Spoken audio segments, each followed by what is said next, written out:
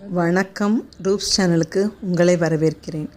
இன்றைக்கி நாம் ரூப்ஸ் சேனலில் பார்க்க போகிறது எங்கள் மாடி தோட்டத்தில் உள்ள மல்பெரி செடி தான் உங்கள்கிட்ட காட்ட போகிறேன்.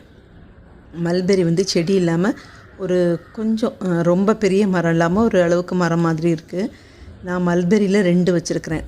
ஒன்று இந்த ரெட் கலரில் சின்ன சின்னதாக காய்க்கிறது, இது நிறைய காய் பிடிச்சிருக்கு. அதுக்கப்புறம் இந்த பாகிஸ்தான் மல்பெரின்னு சொல்கிறாங்களா, அதுவும் வச்சுருக்கிறேன். இன்னொன்று லாங் மல்பெரி ரெட் கலரில் இருக்குது, அது தேடிட்டுருக்கிறேன். எவ்வளோ மல்பெரி காய்ச்சிருக்கு பாருங்கள். அடுத்த வீடியோவில் நான் பாகிஸ்தான் மல்பெரியோட அறுவடையை உங்களுக்கு நான் காட்டுறேன். அதுவும் க்ரீன் கலரில் தான் இருக்கும்.